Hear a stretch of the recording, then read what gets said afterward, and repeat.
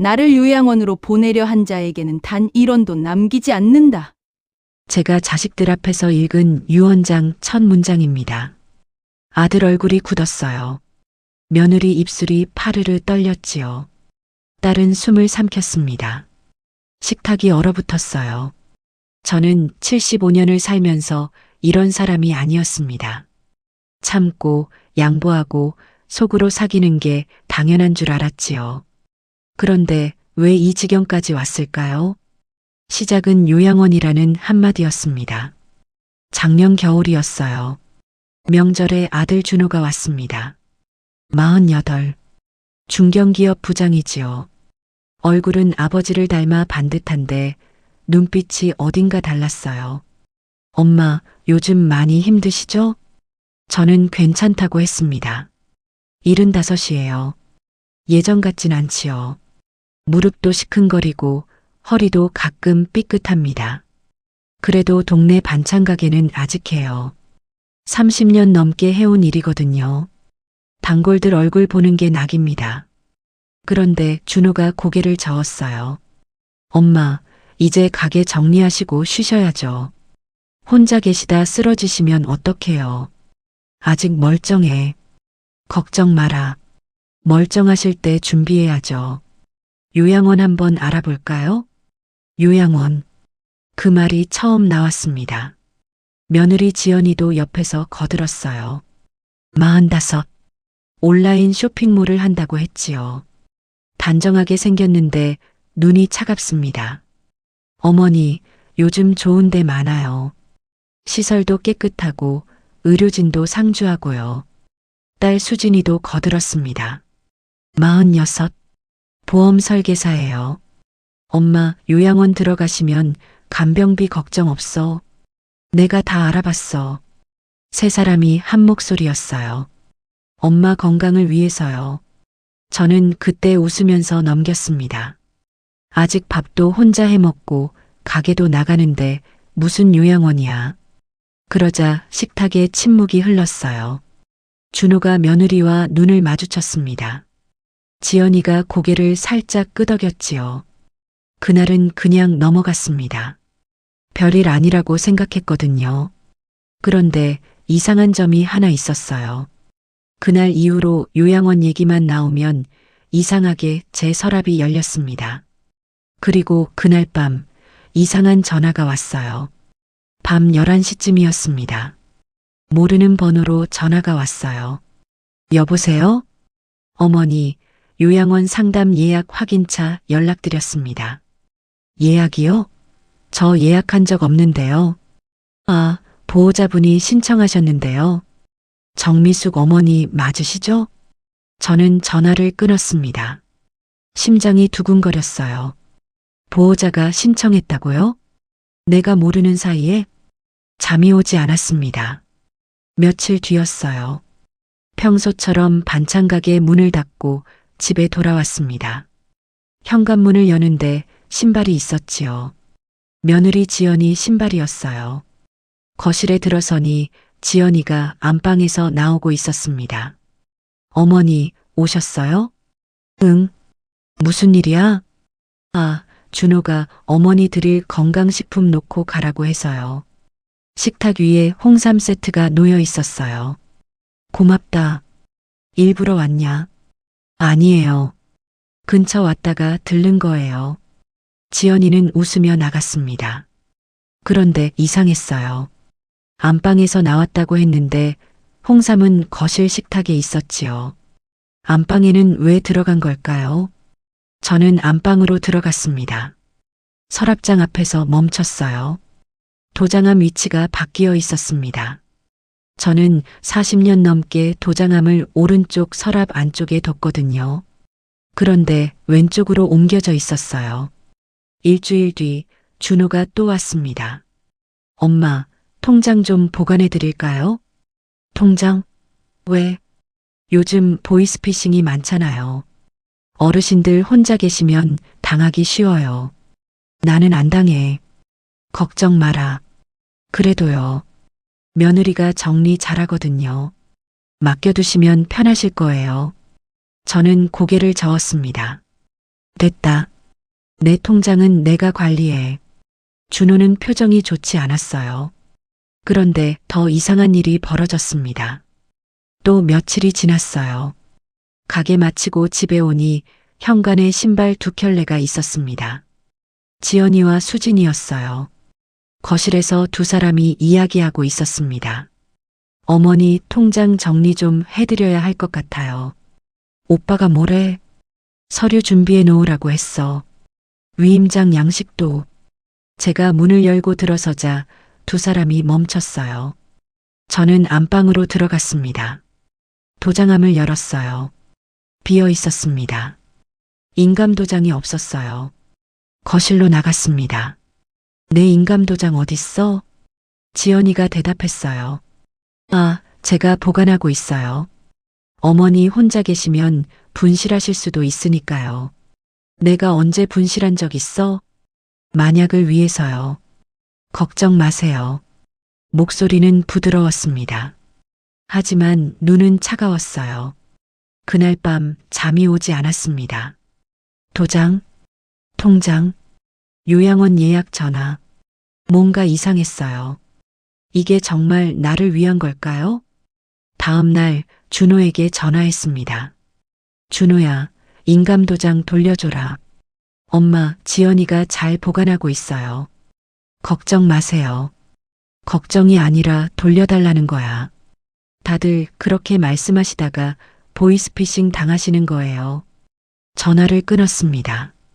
수진이에게도 연락했어요. 수진아, 내가 좀 말해봐라.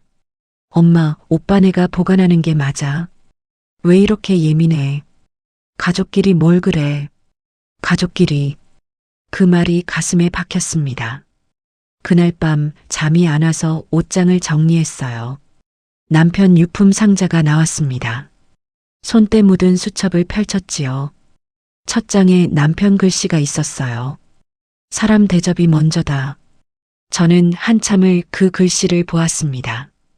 젊은 시절이 떠올랐어요. 공장에서 미싱 돌리고 새벽에 부업하고 손가락 다쳐도 쉬지 못했지요. 자식들 먹이고 입히려고요. 그런데 지금 저는 어떻습니까? 자식들한테 사람 대접을 받고 있습니까? 그때 문득 떠오른 게 있었습니다. 동네에 법무사 사무실이 하나 있어요. 최상길이라는 분이 운영하지요. 무뚝뚝하지만 정직한 사람이라고 소문났습니다. 혹시 내 명의로 뭔가 진행되고 있는 건 아닐까? 저는 결심했어요. 내일 법무사를 찾아가 보자. 그런데 한 가지 걱정이 있었습니다. 만약 정말로 뭔가 진행되고 있다면 저는 어떻게 해야 할까요? 다음 날 아침 반찬 가게 문을 열지 않았습니다. 단골 오블레 할머니가 물었어요. 미수가 오늘 가게 안 해?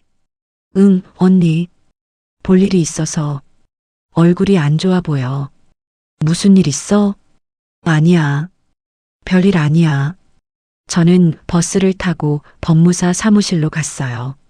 사무실은 낡은 건물 2층에 있었습니다.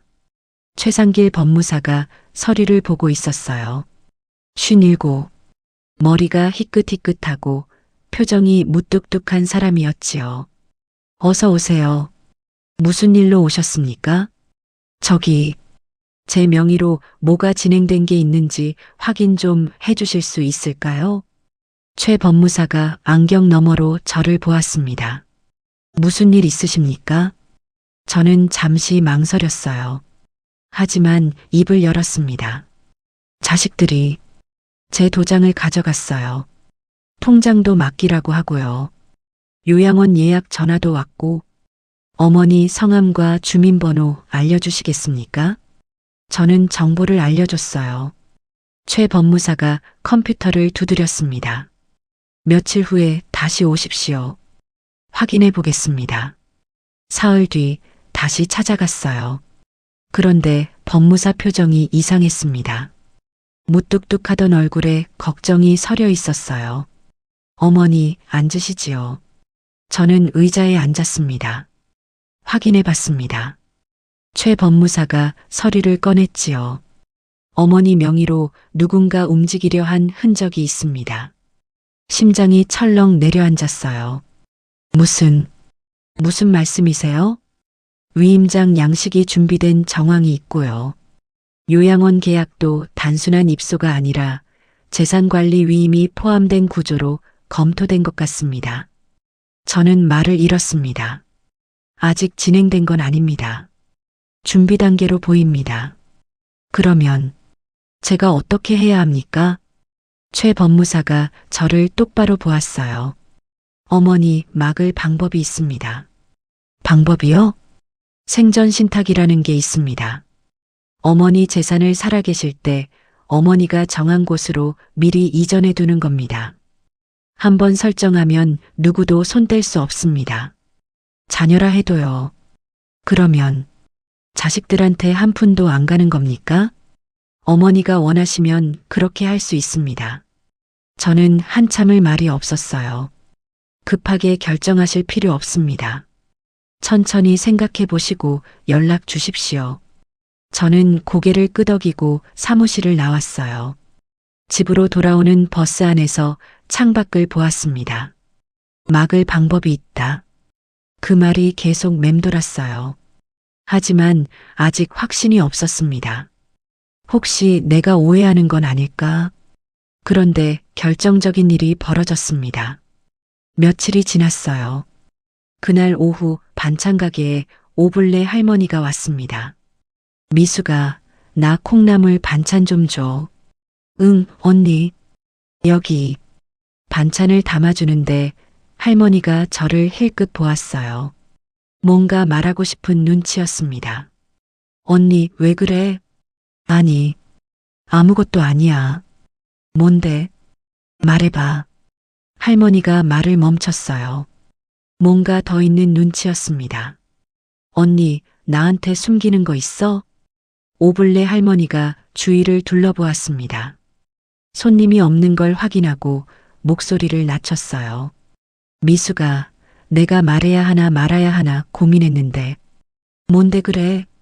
저번 주에 내 집 앞 지나가다가 봤어. 심장이 쿵했습니다. 뭘 봤는데? 내 며느리.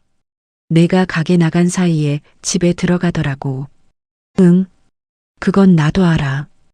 홍삼 갖다 놓으러 왔다고 했어. 아니, 그게 아니라. 할머니가 더 목소리를 낮췄어요. 안방 창문으로 봤는데 서랍 뒤지고 있더라고. 뭔가 찾는 것처럼. 도장함 같은 거 만지는 것 같았어. 저는 숨이 막혔습니다. 그리고 할머니가 잠시 멈췄어요. 그리고 뭐? 전화하더라고. 누구한테 서류 다 찾았어요. 그러는 것 같았어. 할머니가 간 뒤 저는 한참을 서 있었어요. 이제 오해가 아니었습니다. 며느리가 제 서랍을 뒤졌어요. 도장함을 만졌지요. 그리고 누군가에게 전화까지 했습니다. 가슴이 무너지는 것 같았어요. 저녁에 최상길 법무사에게 전화했습니다. 저 정미숙입니다. 결정했습니다. 어떻게 하시겠습니까? 생전 신탁하겠습니다. 전액 기부로요.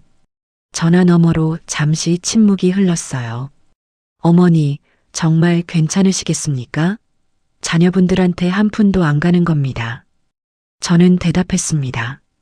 내 돈을 지키려는 게 아닙니다. 내 존엄을 지키려는 겁니다. 일주일 뒤 준호에게서 연락이 왔습니다. 엄마, 주말에 다 같이 밥 먹어요. 중요한 얘기 있어요. 저는 이미 준비가 끝나 있었어요. 공증된 유언장 사본, 생전 신탁 확인서, 가방 안에 넣어뒀습니다.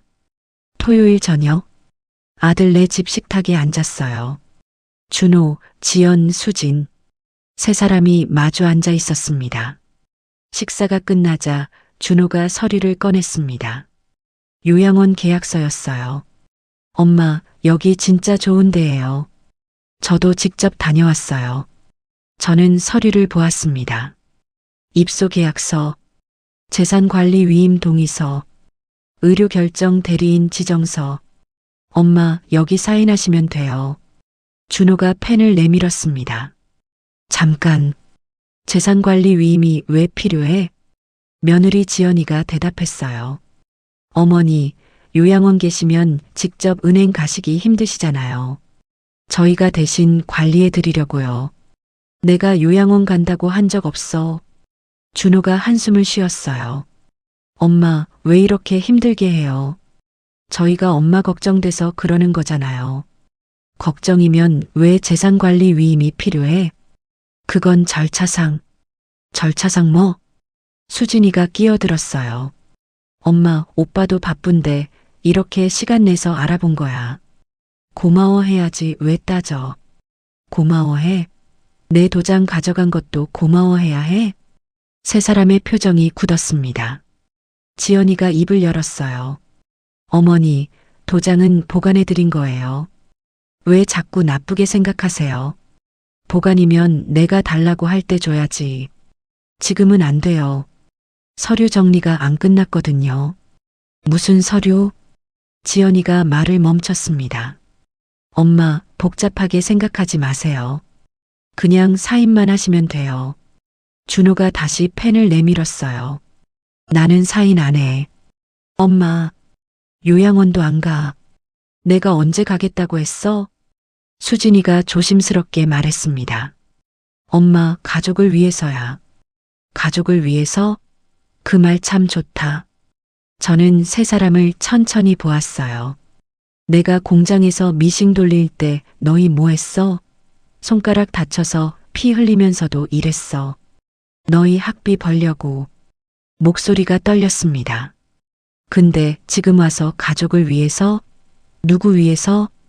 지연이가 손을 내밀었어요. 어머니, 일단 도장 주세요. 내가 왜 내 도장을 달라고 해? 제가 며느리니까요.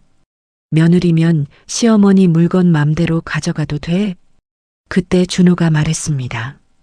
엄마, 어차피 안 하실 거면 저희도 방법이 있어요. 법적으로요. 어머니가 치매 초기라고 진단받으시면 후견인 지정할 수 있어요. 저는 숨이 멎는 것 같았습니다. 내가 치매라고? 저는 천천히 가방에서 봉투를 꺼냈습니다. 봉투 안에는 2장의 서류가 있었어요. 공증된 유언장 사본, 생전신탁 확인서. 저는 유언장을 펼쳤습니다. 손이 떨렸어요. 하지만 목소리는 또렷하게 나왔지요. 나를 요양원으로 보내려 한 자에게는 단 1원도 남기지 않는다. 식탁이 얼어붙었습니다. 준호가 말했어요. 엄마, 이게 무슨... 저는 말을 끊고 다음 문장을 읽었습니다. 내 재산은 생전신탁으로 이미 기부처로 이전되며 누구도 이를 되돌릴 수 없다. 지연이 얼굴이 하얘졌어요. 어머니, 잠깐만요. 이거 취소할 수 있잖아요. 생전신탁은 취소 안 돼. 이미 법적으로 끝났어. 그게 무슨 소리예요? 준호가 소리쳤습니다. 말 그대로야. 내 재산은 내가 정한 곳으로 갔어. 너희가 받을 건 없어. 수진이가 울먹였어요. 엄마, 왜 이래? 우리가 뭘 잘못했는데. 저는 딸을 보았습니다. 수진아, 너희가 노린 건 내 돈이 아니야. 숨을 고르고 말했어요. 내 존엄이었어. 아무도 말을 못했습니다. 준호는 고개를 떨궜어요. 지연이는 입술을 깨물었지요. 수진이는 눈물만 흘렸습니다. 저는 자리에서 일어났어요. 나는 요양원 안 간다는 게 아니야. 세 사람이 저를 보았습니다. 내가 원할 때, 내가 원해서, 그때가 현관으로 걸어갔어요. 신발을 신으며 말했습니다. 효도는 계약서로 하는 게 아니야. 문을 열고 나왔어요. 바람이 차가웠습니다. 집으로 돌아오는 버스 안에서 창밖을 보았어요. 가로등이 하나씩 스쳐 지나갔습니다. 후회는 없었지요. 50년을 참았어요. 자식들 잘 되라고 속으로만 사귀었습니다. 서운해도 말 안 했어요. 그런데 그게 당연한 줄 알았나 봅니다. 집에 도착했어요. 남편 유품 상자를 꺼냈습니다. 수첩을 펼쳤지요. 사람 대접이 먼저다. 그 글씨를 다시 보았어요. 여보, 나 잘한 거지? 작게 중얼거렸습니다. 대답은 없었어요. 하지만 괜찮았습니다. 저는 오늘 처음으로 제 목소리를 냈어요. 75년 만에 처음으로요. 일주일이 지났어요. 자식들한테서 연락이 없었습니다. 저도 먼저 연락하지 않았어요. 반찬 가게는 평소처럼 열었습니다. 단골들 얼굴 보고 반찬 팔고 저녁에 문 닫고 달라진 건 하나였어요. 마음이 편했습니다. 열흘쯤 지났을 때 준호가 찾아왔어요. 가게 문 앞에 서 있었습니다. 얼굴이 많이 수척해 보였지요. 엄마, 저는 반찬을 담다가 손을 멈췄어요. 들어와. 준호가 들어왔습니다. 한참을 말없이 서 있었지요. 엄마, 죄송해요. 고개를 숙였어요. 제가 잘못했어요. 엄마 마음은 생각 안 하고 제 편한 대로만 하려고 했어요. 저는 아무 말하지 않았습니다. 지연이도 반성하고 있어요. 수진이도요. 엄마 재산 바란 거 아니에요. 정말로요. 그냥 엄마 혼자 계시는 게 걱정돼서. 준호의 목소리가 떨렸어요. 근데 방법이 잘못됐어요. 제가 잘못했어요. 저는 준호를 보았습니다. 48. 어느새 머리에 흰 것이 보였어요. 내가 업어서 키운 아들이 이렇게 늙었구나. 준호야. 네, 엄마. 앉아. 준호가 의자에 앉았어요. 저는 물을 한 잔 따라줬습니다. 나는 요양원 가기 싫은 게 아니야. 내가 선택하고 싶었어. 내 삶을 내가 정하고 싶었어. 준호가 고개를 끄덕였어요. 너희가 걱정되는 건 알아. 근데 걱정이랑 통제는 달라. 죄송해요, 엄마. 됐어. 지난 얘기야. 그날 이후 조금씩 달라졌습니다. 수진이가 주말에 들렀어요. 밥 같이 먹고 이야기 나누고 갔지요. 지연이도 왔습니다. 어색했지만 차 한 잔 마시고 갔어요. 예전 같지는 않았지요. 하지만 그게 당연했습니다. 금강 그릇은 다시 붙여도 금이 보여요. 그래도 쓸 수는 있지요. 어느 날 저녁 혼자 밥을 먹다가 창밖을 보았습니다. 해가 지고 있었어요. 문득 생각했지요. 나는 75년을 살았구나. 앞으로 얼마나 남았는지 모르겠구나. 하지만 이제는 알았습니다.